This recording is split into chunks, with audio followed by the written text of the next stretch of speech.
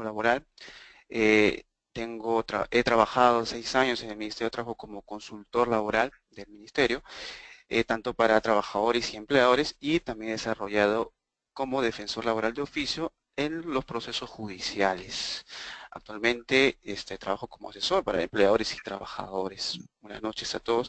En esta oportunidad me toca hablar sobre el régimen laboral de la MIPE. Voy a hablar desde un punto de vista legal y de los hechos que han suscitado en mi práctica misma en el Ministerio de Trabajo y de los derechos laborales que pueden subsistir tanto para los microempresarios que aún no son favorecidos con la misma ley que de una cierta manera los excluye. Y otros conceptos que están determinados en la misma ley. Bueno, comienzo. En primer lugar tenemos, a ver un momentito, tenemos la base legal. La ley de la MIPE fue creada en el año 2003 por la ley 28015 con la finalidad de promover la formalización de los trabajadores de micro y pequeñas empresas. Su característica aquí es que la MIPE aquí se establece con un carácter temporal, es decir, que no era permanente, no era de por vida, sino estableció un carácter temporal. Luego nace el decreto legislativo 1086. Su característica, muy aparte de que aquí se establece ya que la MIPE sean permanentes, es que establece a los micro y pequeñas empresas beneficios o incentivos laborales. Posteriormente, ya en el año 2013, con el Decreto Supremo 013-2013, produce, que es el texto único ordenado de la Ley de Impulso al Desarrollo Productivo y al Crecimiento Empresarial, se incorpora a la mediana empresa. Es decir, de todo este aspecto, de la base legal hasta la fecha, tenemos tres categorías empresariales, que es la micro, la pequeña y la mediana empresa. Hay que tener en cuenta aquí que los incentivos laborales solamente están adecuados para las micro y pequeñas empresas, como bien sabemos, reducción de beneficios laborales, ¿no? Microempresas vacaciones y la CTS, certificados de vacaciones, para de medio pago cada uno respectivo a las pequeñas empresas. Las medianas empresas aún no tienen estos incentivos laborales, pero ya están incluidas como tal en la MIPE. En la REPYME, o como actualmente se denomina según la ley, MIPYME. Definición de la MIPE. Se define como toda unidad económica constituida por una persona natural o jurídica, bajo cualquier forma de organización o gestión empresarial. Es decir, una persona natural con negocio puede ser una MIPE o una empresa, una persona jurídica, una SAC, como bien conocemos, ¿no? El objeto de la MIPE es desarrollar actividades de extracción, transformación, producción, comercialización de bienes o prestación de servicios. Un estudio contable, un estudio jurídico también puede adecuarse como tal a una MIPE y a sus trabajadores determinar estos incentivos laborales. Las características que conocemos comúnmente, que las micro y pequeñas empresas se clasifican por número de trabajadores o niveles de ventas. Las microempresas de 1 a 10 trabajadores y en niveles de venta que tienen un tope máximo de 150 UITs al año. Las pequeñas empresas de 1 a 100 trabajadores con un tope de 1.700 UITs al año. Tengan en cuenta esta clasificación porque actualmente ya no es así. Ahora la clasificación dada es por niveles de venta, más no por la cantidad de trabajadores, ¿no? Algunos especialistas tienen este concepto de esta definición compartida. Así que a partir del año 2013, con la última modificación de la ley, se incluye a la mediana empresa, a estas categorías empresariales, y cuando hablamos ya de una MIPE, o REMIPE o MIPYME, estaremos hablando de tres categorías, que es la microempresa, la pequeña empresa y la mediana empresa. La clasificación, como vemos, ya no son por cantidad de trabajadores, sino por niveles de venta. Microempresa, 150 UITs al año, pequeñas empresas, 1.700 UITs al año, y medianas empresas hasta 2.300 UITs al año. Vamos a ver posteriormente en una diapositiva más adelante cómo esto se diferencia cuando hablamos ya de la fiscalización, porque he preguntado y bueno, me he averiguado, he informado también, y también lo establece también algunas pautas de la norma, para la fiscalización no toman en cuenta los niveles de venta, sino la cantidad de trabajadores. Y lo voy a explicar más adelante. El régimen laboral especial. La norma de las MIPYMES mantiene los derechos laborales de los trabajadores y conductores de microempresas y los derechos laborales de las pequeñas empresas. Quedan excluidas como tal, como he señalado, las medianas empresas. Las medianas empresas están instituidas en la MIPE, pero sus trabajadores se les debe pagar bajo el régimen laboral de la actividad privada. El texto único ordenado del decreto legislativo 728. Total de CTS, total de gratificaciones, total de vacaciones. Beneficios laborales. Se respeta la remuneración mínima vital, tanto para las micro y pequeñas empresas, más que nada para las microempresas, 8.50 actualmente, a partir de mayo de este año. La jornada de trabajo es de 8 horas diarias, 48 horas semanales. No se aplica la sobretasa del 35% por horario nocturno, solamente en las microempresas. Las pequeñas empresas no, las microempresas sí. El descanso vacacional, 15 días para las microempresas, si el trabajador labora un año, y en las pequeñas empresas igual manera, 15 días. Con un tema de proporción también de 7 días en 2 periodos. La CTS, la microempresa no está obligada a pagar la CTS, pero las pequeñas empresas sí, en función a media remuneración al año por dicho concepto, es decir, a razón de 15 remuneraciones diarias por año completo de servicios. El beneficio laboral de la gratificación. Las microempresas no están obligadas, pero las pequeñas empresas sí. Establece la media remuneración en primera quincena de julio, se paga, y quincena de diciembre. Algo adicional aquí es que también se le debe pagar como bonificación extraordinaria el pago de salud. En la práctica me he dado cuenta de que hay muchas empresas, ¿no?, que no pagan esta bonificación extraordinaria, ¿no? Sí se le debe pagar, señores. Descanso semanal obligatorio. Se rigen por el decreto legislativo 713. Bueno, evidentemente a la semana tienen un día de descanso y preferentemente son los domingos, ¿no? Tanto para las micro y pequeñas empresas. El despido injustificado, también llamado despido arbitrario. Las microempresas, en función a que por cada año laborado, por año completo, si es despedido el trabajador de una microempresa, son 10 remuneraciones diarias por año completo, con un máximo de 90 remuneraciones diarias. Y las pequeñas empresas, ¿no?, 20 remuneraciones diarias por cada año completo, con un máximo de 120 remuneraciones diarias. Aquí quiero hablar algo en específico sobre el despido arbitrario. He sabido que en el régimen del 728, texto único ordenado del 728, hay dos aspectos en función al despido arbitrario, en la indemnización por despido arbitrario, que es para un trabajador indeterminado y para un trabajador sujeto a plazo fijo con un contrato. Es diferente, porque un trabajador estable, indeterminado, si es despedido, te va a requerir la indemnización por el tiempo laborado, que es 1,5 sueldo por año completo. Y el trabajador que mantiene un contrato de trabajo y es despedido, te va a requerir la indemnización de 1,5 sueldo por mes dejado de laborar, ¿no? Entonces, teniendo aquí una base específica legal, que es la ley de la MIPE, ¿no?, que establece que en función al despido injustificado, al despido arbitrario, solamente se toma por los años completos, como establece. En todo caso, la otra forma, que es por un contrato sujeto a modalidad, no se podría determinar aquí para un trabajador de la MIPE. ¿Por qué? Porque la misma ley no lo determina como tal, ¿no? El ejemplo dado en la práctica es que si un trabajador, ¿no?, pasado el periodo de prueba de 3 meses, es cesado y en la práctica tiene un contrato, por ejemplo, 5 meses o 6 meses, ¿no?, inconclusos, si te argumenta la indemnización por los meses dejados de laboral, no de 1,5 sueldo, en todo caso tú puedes determinar aquí la base legal de las MIPES, que no establece como tal despido arbitrario por los meses dejados de laboral, sino por el tiempo laborado con las bases que están determinadas aquí, ¿no? Utilidades. Microempresas no tienen derecho a pago de utilidades por disposición, ¿no?, expresa en la ley, y las pequeñas empresas sí, por las disposiciones establecidas del decreto legislativo 892. Aquí también tengo que dar una explicación breve sobre el respecto. El decreto legislativo 892, que es la ley que rige las utilidades, ¿no? Establece algunos requisitos para el pago de las utilidades para la empresa. Una de ellas es por la cantidad de trabajadores, ¿no? Más de 20 trabajadores, renta de tercera categoría y las ganancias.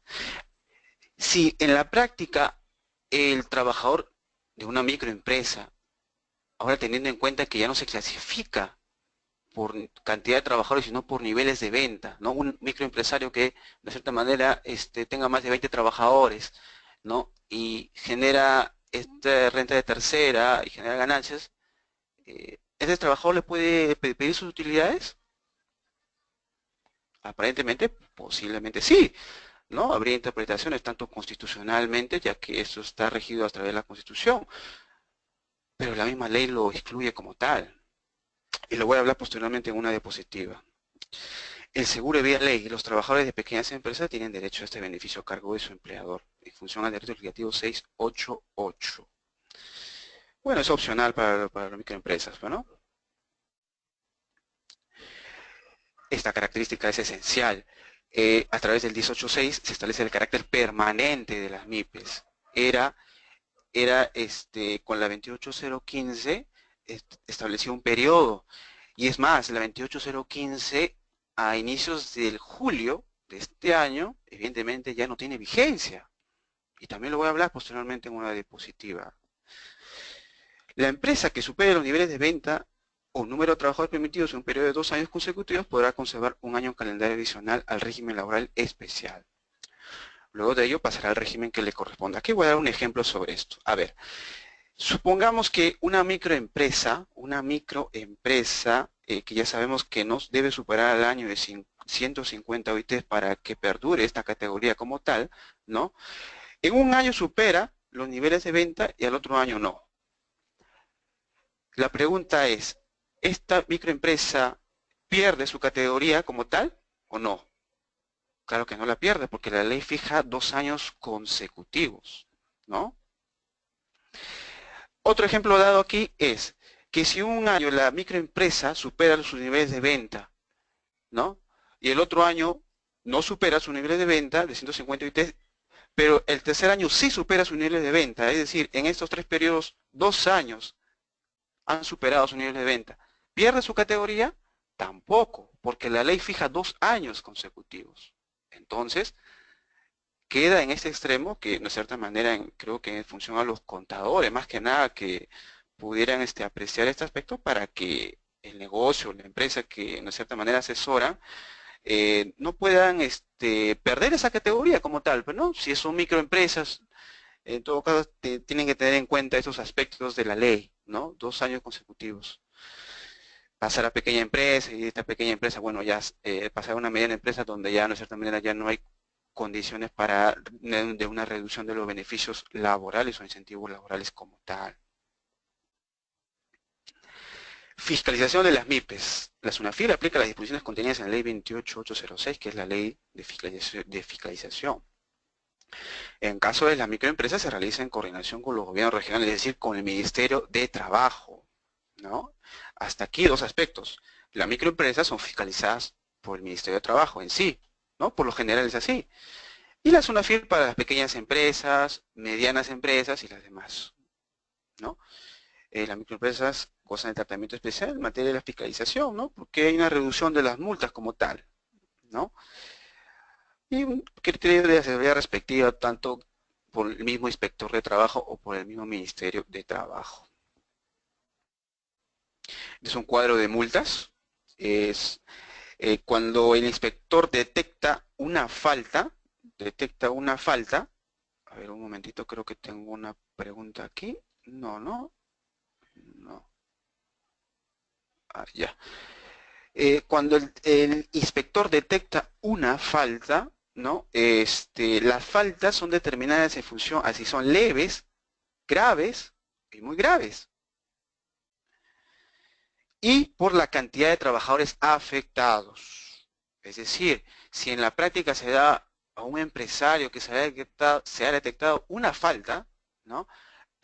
y que haya denunciado una sola persona y que esta denuncia, bueno, en la práctica sea a nivel de manera confidencial o a nombre propio, ¿no? En todo caso, si el inspector detecta que esta falta es afectada no solo a este trabajador denunciado, sino a demás trabajadores, en todo caso te va a aplicar este cuadro de multas, que es en función a los trabajadores afectados como tal. A ver, un momentito, por favor. Las pequeñas empresas. En las pequeñas empresas, de igual manera, se clasifica por leves, graves y muy graves, y es por la cantidad de trabajadores afectados como tal. Entonces, hay que tener en cuenta estos criterios en los cuales estos inspectores fiscalizan y ponen también las multas respectivas, ¿no? Y bueno, estos porcentajes son en función a la UIT actualizada como tal.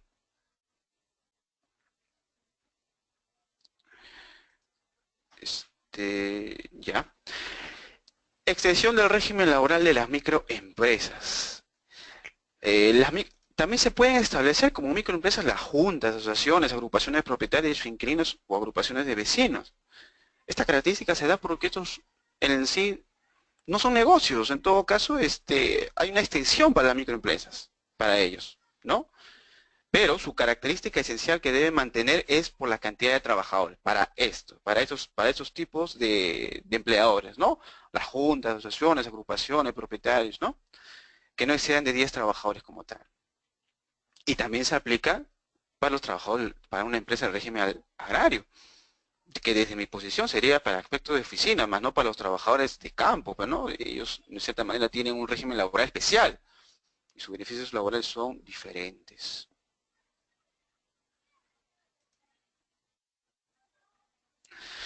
Exclusiones de actividades y reducción de tasas. Las unidades económicas como tal, ¿no? Esos negocios, ¿no? Que se dediquen a rubro de bares, discotecas, juegos de azar, ¿no? No pueden incluirse dentro de la MIPE, o sea, no pueden acogerse a la MIPE como tal. La ley los excluye como tal así, precisamente. Y la reducción de tasas, bueno, de cierta manera, hay un beneficio como tal a las MIPES, ¿no? Está estableciendo el TUPA del Ministerio de Trabajo para los trámites correspondientes, ¿no? En función a los costos que se pueden originar. El acogimiento mediante REMIPE. Hay que tener en cuenta lo siguiente, si un empresario, ¿no? Que tenga menos de 10 trabajadores y que no genere 150 OITs de venta al año, ¿no?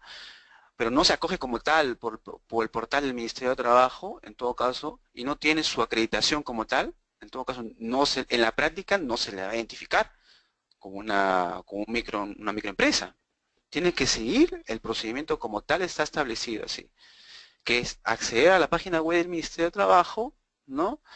Y llenar algunos formularios respectivos para, de cierta manera, acreditarse como tal, como una microempresa, si es como una microempresa o una pequeña empresa, ¿no? El sistema, de cierta manera, te va a detectar sus niveles de venta y la cantidad de trabajadores que vas a declarar.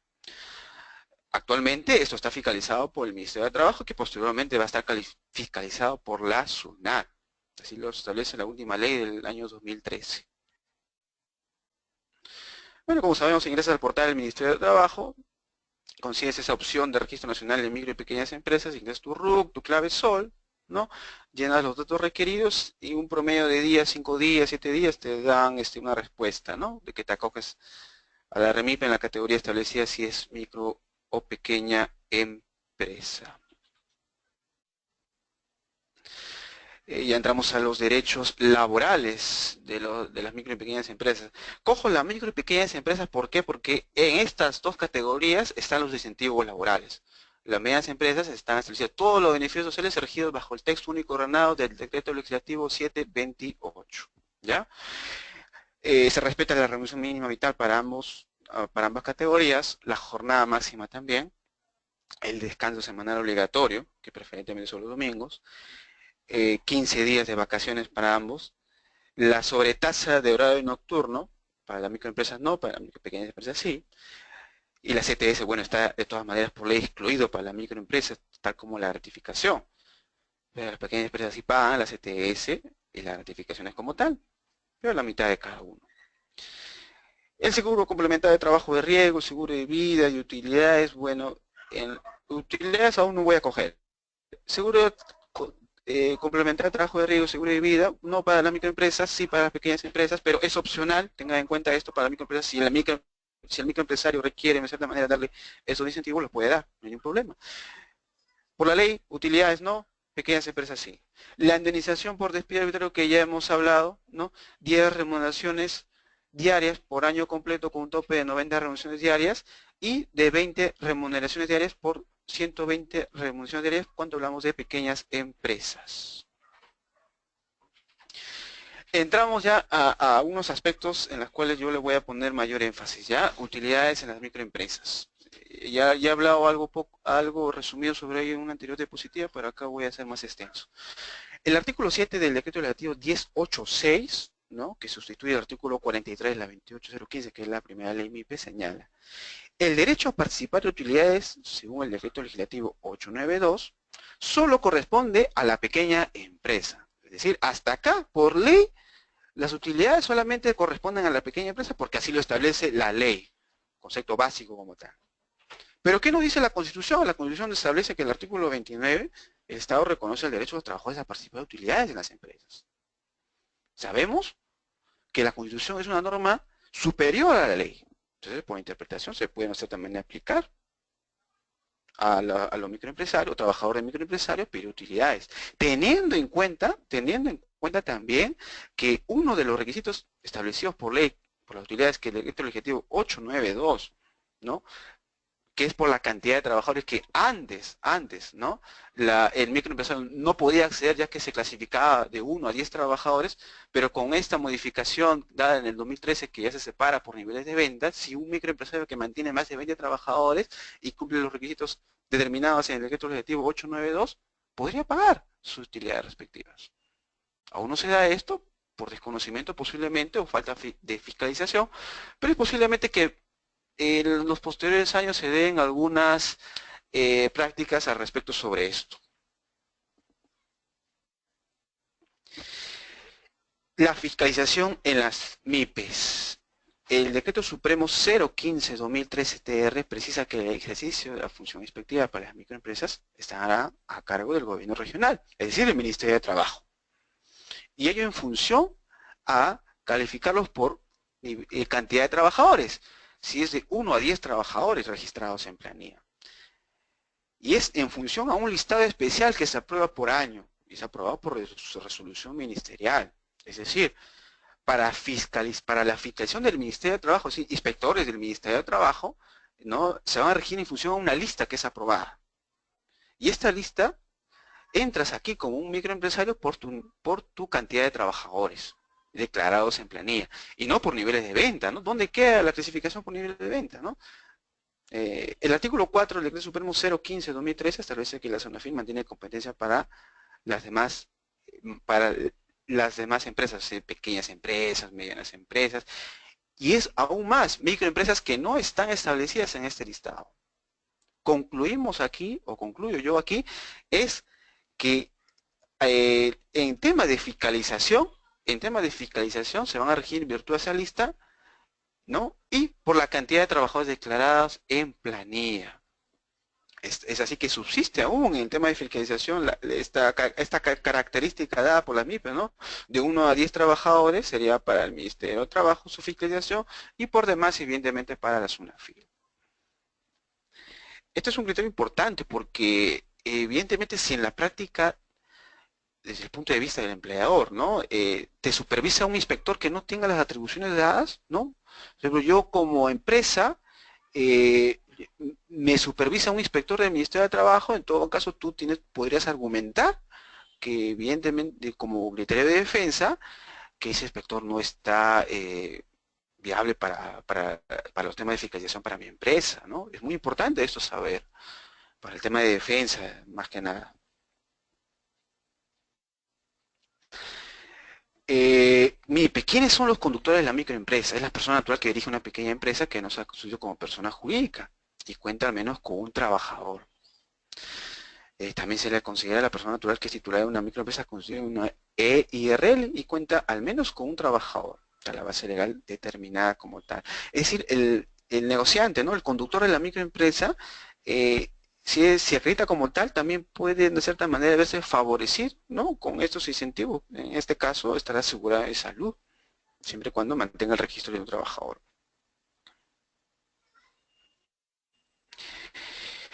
Esto es importante. A ver, acá quiero también poner un poquito más de énfasis, es la vigencia de la primera ley, la 28015. Esta ley eh, establecía un carácter temporal de las MIPES hasta julio de 2008 y la última modificación que hubo fue hasta el 3 de julio del 2016, es decir, hasta este año. ¿Qué quiere dar a entender aquí? Que si tú eres una MIPE constituida bajo esta ley, la 28015, actualmente, si no estás constituido como tal bajo el decreto legislativo 1086, evidentemente tus trabajadores van a estar sujetos al régimen de la actividad privada. Muy importante esto, ¿no? Si no estás como tal, evidentemente tus trabajadores van a pasar a ser trabajadores del régimen de la actividad privada del texto único ordenado del decreto legislativo 728. Y el aporte de la ONP y de la AFP. A ver, también es un tema controversial. He tenido también circunstancias en las que... Disculpe, doctor Johan. sí, Este, aló, tiene una consulta de Giovanna Calixto, por favor. Adelante, a Giovanna. ver, Te cedo el micrófono para que puedas consultar. aló, hola, Hola. hola, Giovanna. hola, ¿cómo está?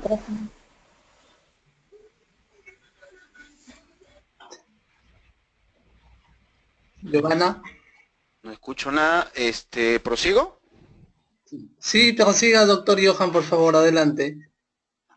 Gracias, muchas gracias. A ver, este es un tema importante y quiero que tomen atención aquí. Ya no es un tema mío, yo lo he consultado con varios especialistas y hemos llegado a una conclusión, y es la que está ahí.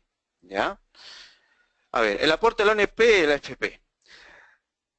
Los trabajadores de las pequeñas empresas, por lo general, deben afiliarse a la AFP o a la ONP. Es decir, de la MIPE, pequeña empresa, sus trabajadores, de todas maneras se la afilia a la AFP o a la ONP. ¿Ya? Hasta ahí todo claro. El trabajador de la microempresa, según la última disposición del base legal del decreto supremo 013-2013 produce, ¿no? Establece que hay un sistema pensionario social especial para las microempresas, que da en función al aporte la cuenta individual del afiliado.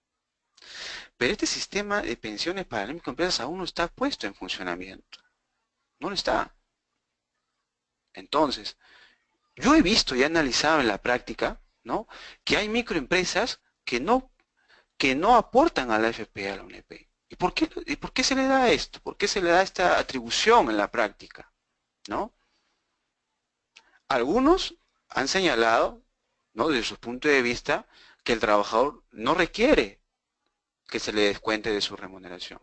Pero aquí les preguntaría si ese argumento es razonable ante, ante una fiscalización, en este caso del Ministerio de Trabajo, de decir porque el trabajador no quería que se le descuente, por eso no pude aportar o dentro de mis obligaciones como empleador no hice la aportación respectiva. ¿Mm? Es un derecho constitucional establecido así como tal y no se le puede negar a los trabajadores así. Tengan en cuenta esto porque se da mucho en la práctica esto y cuando estés en una fiscalización, evidentemente los criterios de razonabilidad que pueden darse, aun cuando le hayas hecho firmar al trabajador un documento donde diga que él no quiere que se le descuenten, ¿no?, de tal aspecto, no van a ser justificables como tal.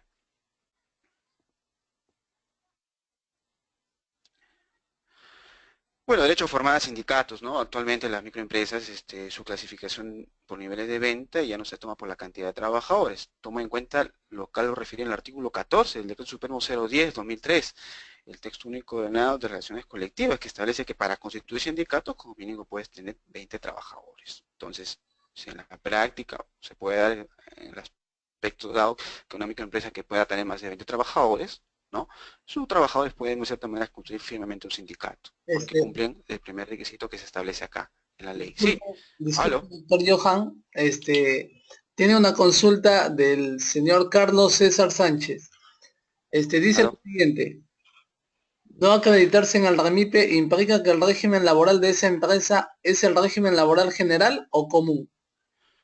A ver, mire, a ver, acá les explico, está en una página anterior, pero bueno, tienen que acreditarse como tal, tienen que acreditarse como tal por el sistema que establece actualmente el Ministerio de Trabajo en su página web.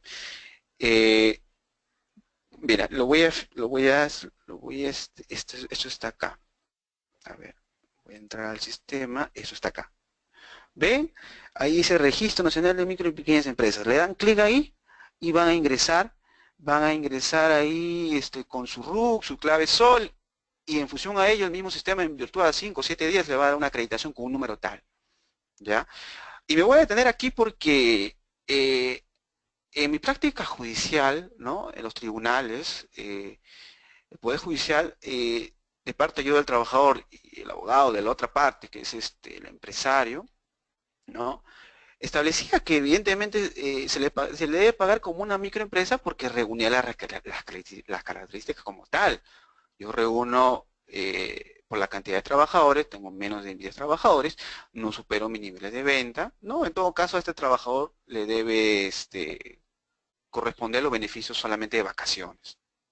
Esa era su defensa del empresario, con su abogado, ¿no? El abogado del empresario.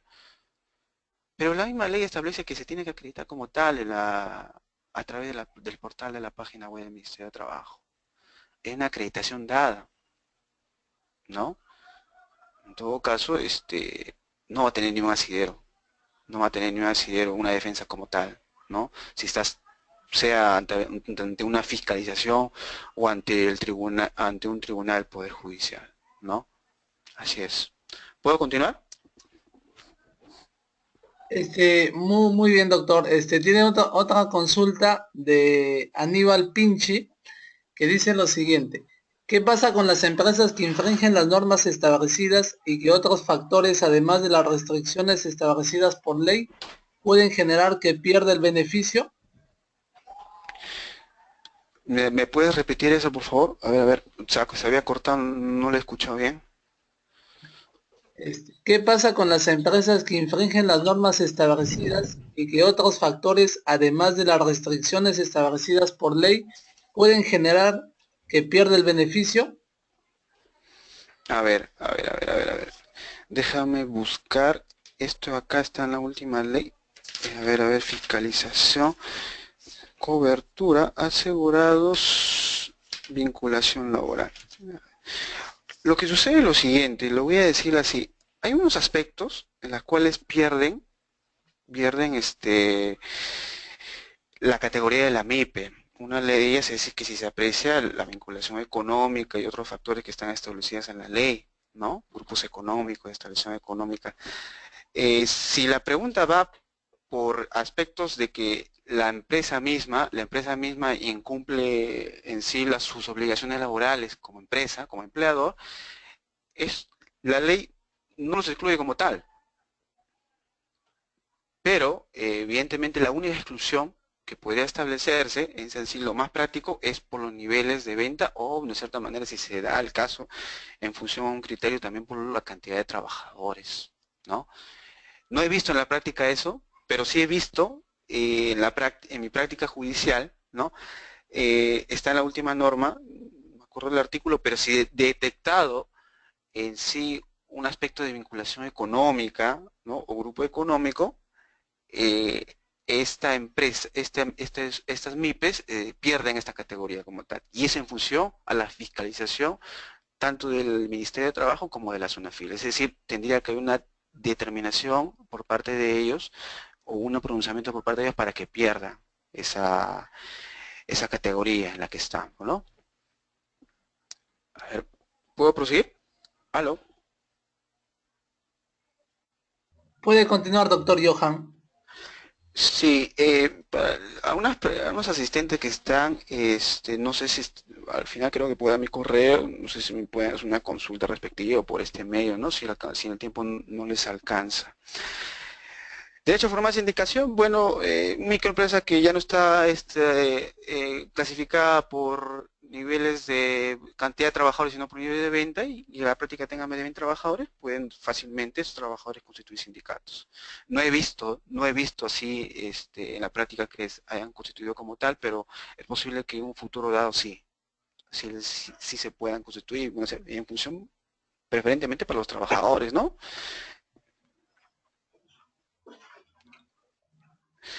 Este es un caso que quiero dar, a ver si dan preguntas acá, me gustaría saber sus respuestas, ¿no? A ver. Es un caso de un trabajador part-time, trabajador parcial, que trabaja en una microempresa. A ver, les pongo lo siguiente, ¿ya? A ver si me escuchan, ¿ya? Un trabajador que labora 3 horas y 45 minutos, ¿no? Sabemos que el trabajador parcial, el único beneficio que tiene son las gratificaciones, porque por ley, las ETS y las vacaciones, como no cumple, ¿no? Una jornada mínima de 4 horas diarias, no se le puede pagar. Bueno, y en pronunciamiento también por un convenio OIT que se le puede pagar también las vacaciones, pero es otra cosa. Por ley establece las gratificaciones, ¿ya? ¿Qué pasaría si un trabajador part-time, ¿no? Parcial, que labora en una microempresa, 3 horas y 45 minutos como tal, es su jornada diaria, ¿no? Cesa, labora 2 años, 3 años. ¿Qué beneficio se le da? ¿O qué beneficio laboral se le brinda? Podemos decir, se le brinda a este trabajador, ¿no? La gratificación es porque evidentemente la ley de gratificación no lo excluye como tal y se le debe corresponder las gratificaciones. Pero la empresa donde ha trabajado o el negocio donde ha trabajado es una microempresa. Y por ley, la microempresa no puede pagar las gratificaciones, sino vacaciones a 15 días. Entonces le corresponde las vacaciones. Un momento, pero vacaciones, pero el trabajador tuvo una jornada laboral de 3 horas 45 minutos. Doctor No se le Johan, puede... ¿Aló? tiene una consulta, por favor, Sí, a ver, déjame un ratito terminar esto, ya, y recibo las consultas, ¿ya? muy bien. Eh, ¿Y cuál es y si el trabajador reclama vacaciones, un momento, pero es trabajador parcial, 3 horas y 45 minutos. Entonces, ¿cuál se le paga? En la práctica, lo que yo he visto es que algunos empresarios, ¿no? No quiero decir el tipo de negocio, pero sí se le da, es que no pagan ni un beneficio para estos trabajadores. Imagínense que un negocio contrate en dos horarios distintos a trabajadores de 3 horas 45 minutos, segundo turno es 3 horas 45 minutos. ¿Esos trabajadores reclamarían beneficios sociales? Esa es la pregunta, ¿no? Ahora sí, recibo las consultas sobre este aspecto, no sé si me pueden de cierta manera preguntar al respecto.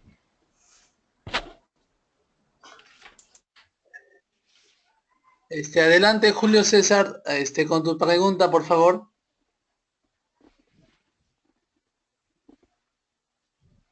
Te escuchamos, Julio.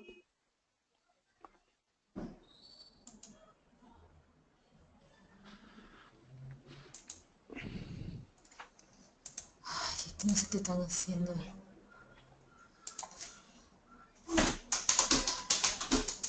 Hola, sí, hay Continúe, una pregunta, no sé si puedes recepcionar la pregunta y me la das, no hay problema. continúe, doctor, doctor Johan. Sí, este es un caso práctico y se está dando actualmente. Eh, He podido apreciar a veces, no le voy a decir el resultado, pero sí he podido apreciar que las contestaciones que hacen estos empresarios, y es por nivel de ley, es que justifican a este trabajador que no le corresponde un beneficio social, ¿no? Y más aún también para la indemnización por despido arbitrario, porque el trabajador a tiempo parcial tampoco no tiene la indemnización por despido arbitrario, ¿no? Este es un aspecto en el cual yo me he podido apreciar y sería nocivo en todo caso, ¿no? Para los trabajadores, que se pueda de una cierta manera ser difundido generalmente por los negocios. En fin, eso es todo. Muchas gracias por su atención, ¿no? Estos son mis datos. Johan Guaní, laboralista, y estoy llano a sus consultas respectivas. Muy bien, Dígame. doctor. Muy bien, doctor. A ver, si tienen una consulta, por favor, que levanten la manito o escriban al chat. Hay un chat acá, no he visto nada. A ver, ya. Ah,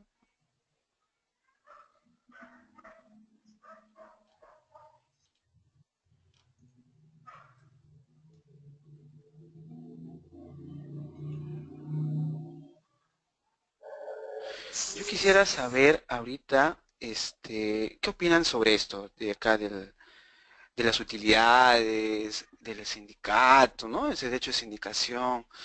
Del último ejemplo que di, pues, ¿no? Este casito que es muy particular, ¿no? Imagínense que todos los negocios lo utilicen. Por ley no habría ningún problema, ¿no? Me viene un inspector de trabajo, le digo, ¿sabes qué? Ni uno de estos requisitos le cumple al trabajador, por tanto yo estoy limpio de faltas. Importante. Y otros criterios más, bueno, no más cansado el tema de las diapositivas, es la vinculación económica, ¿no? Generalmente eso se da cuando al trabajador es, bueno, un negociante, que sucede mucho por acá cerca de Gamarra, un negociante que tiene varias empresas, ¿no? A nombre de él, instituye en un mismo domicilio fiscal, en un mismo domicilio, ¿no? Y este trabajador en la práctica les pone en planilla en ambos, ¿no? En todo caso, habría un tema de vinculación económica. Lo que sucede aquí con el tema de la vinculación económica y grupo económico es que pierde la categoría aquí como tal. El proceso judicial, evidentemente, si se identifica con la documentación de registros públicos y se ve que son los mismos titulares, evidentemente lo que va a pasar acá es que este trabajador, en virtud del tiempo laborado, primero se le aplique la responsabilidad solidaria entre ambos y en función a ello se le aplique el texto único de la 728, ¿no? En virtud al principio de primacía de la realidad. Así es. Y otro caso que también no le he puesto acá y también se dio en la práctica judicial. A ver, lo voy a explicar. Es cuando, mire, imaginemos que el microempresario como tal tiene su acreditación, ¿no? Pero no lo pone en planilla a su trabajador. Este trabajador labora como tal 3 años, 2 años ahí. Demanda ante los tribunales judiciales, ¿no? Su beneficio social, CTS, gratificación y vacaciones. Su argumento dado es en que, primero, como no está en planilla, se acredite su vínculo laboral, ¿no? Y en la prestación de servicios, ¿no? Y se aplique en sí, no la ley de las MIPES, sino la ley del texto único de ordenanza 728. ¿Por qué? Porque en la práctica misma, el microempresario o el pequeño empresario no ha cumplido como tal, estando acreditado como tal, en función de sus obligaciones. Primero, no le registrado en planilla. Segundo, ni siquiera le ha hecho un contrato de trabajo. Para dar los criterios, evidentemente, si ha estado con una remipio o no. Ya que el trabajador ha tenido que realizar la demanda judicial respectiva y en función a ellos pedir sus beneficios sociales. Y hay un criterio aquí que se aplica, es el principio de primacía de la realidad. Y el principio de primacía de la realidad en función al artículo 4 del texto único ordenado 728 es, habiendo acreditado una prestación de servicios, se va a presumir una existencia de relación indeterminada. Relación indeterminada, o sea, relación laboral indeterminada. Cuando hablamos de esto, significa un trabajador regido bajo el texto único ordenado 728. y en función a ello que se le aplique todos sus beneficios sociales del trabajador. Miren cómo se da estos aspectos en contra de la empresa, ¿no? Cuando por algo ven, incumples tus obligaciones laborales en la práctica, ¿no? ¿Tienes incentivos laborales? Bueno, síguete en regla, pues. Si tienes incentivos laborales como la MIPE, está en la categoría de la micro y pequeña empresa con menores incentivos, pero tienes que seguir las reglas, aunque sea de ingresarlo a la planilla, para que no tengas estos problemas. Es muy distinto a la fiscalización, tanto del Ministerio como la SUNAFIL, como un proceso judicial. Las interpretaciones son diferentes, son muy diferentes, y son más dadas, y hay muchas interpretaciones más dadas que fuera de la ley lo que establece en función a favor del trabajador.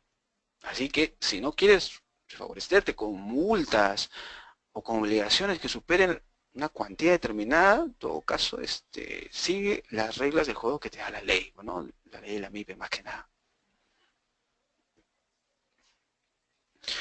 Bueno, eso es todo. No hay ninguna pregunta de por medio.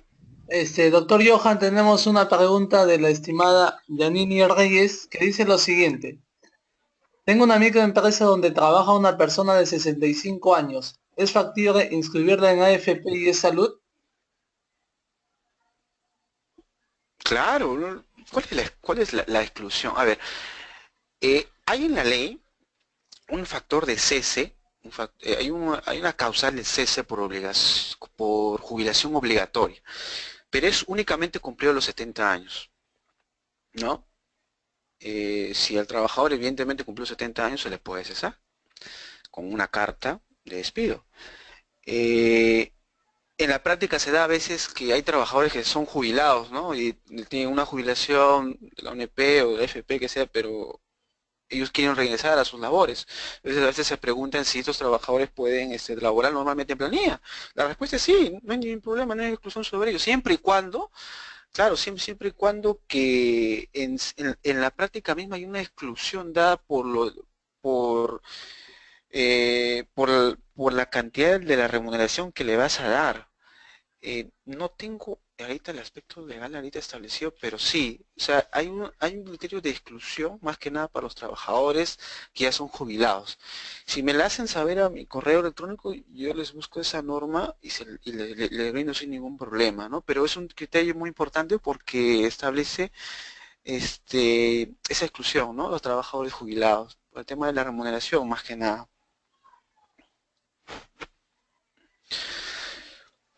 Bueno, Muy bien, eso es todo. doctor, tenemos otra consulta de nuestro estimado Walter Palacín que dice lo siguiente.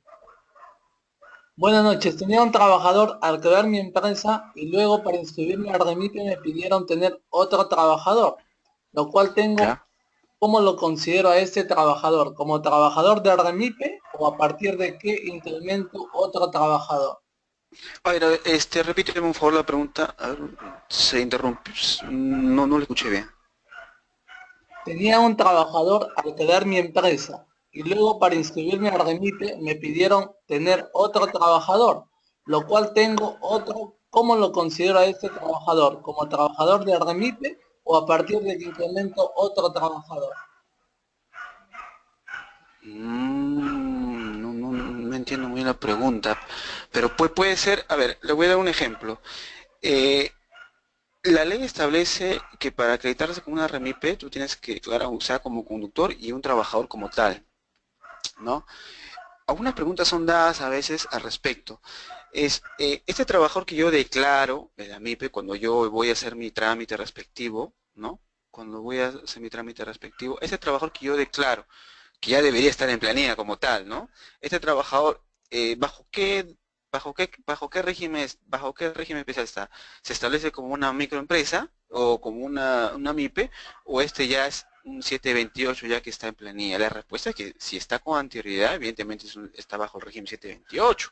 A menos que si tú lo cesas a este trabajador, ¿no?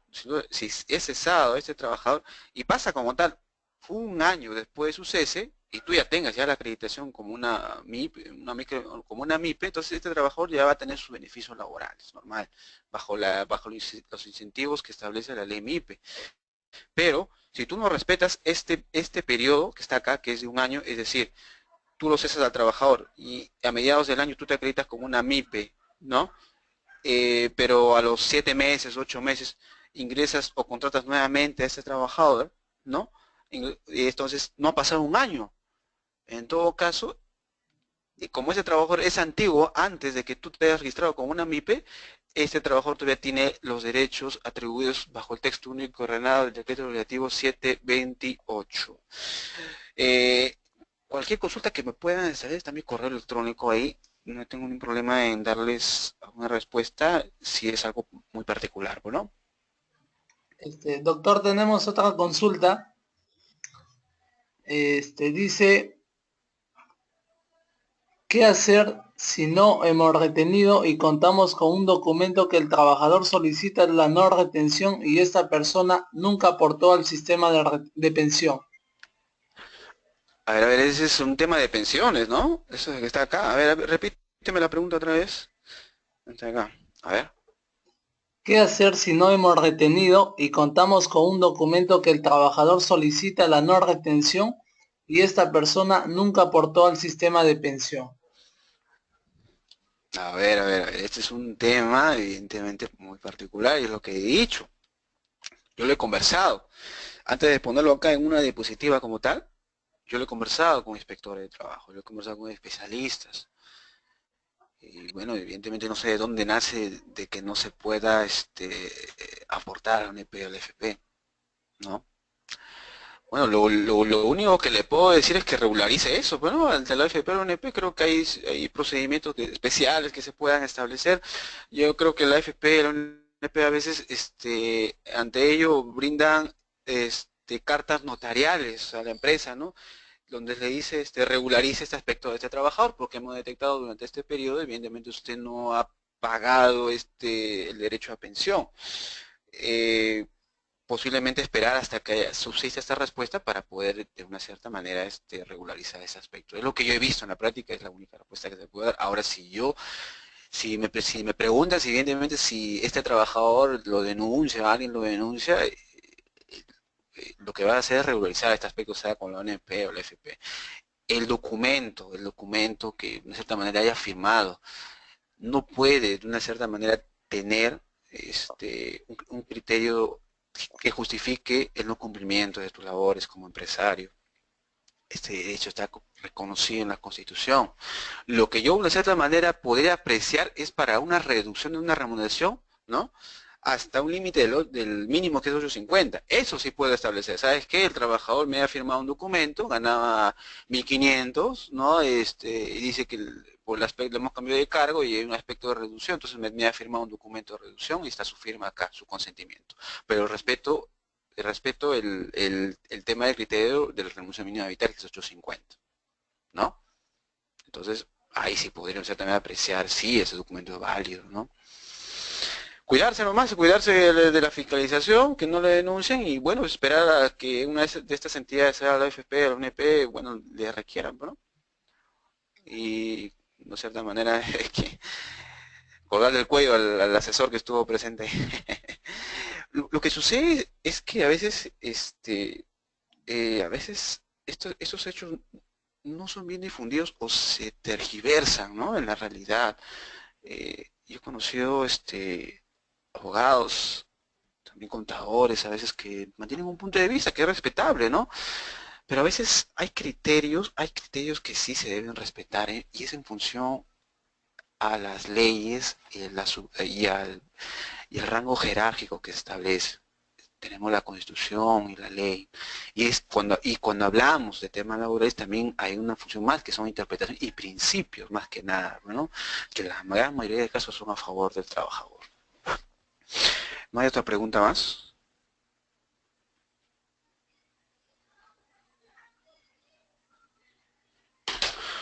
¿Aló?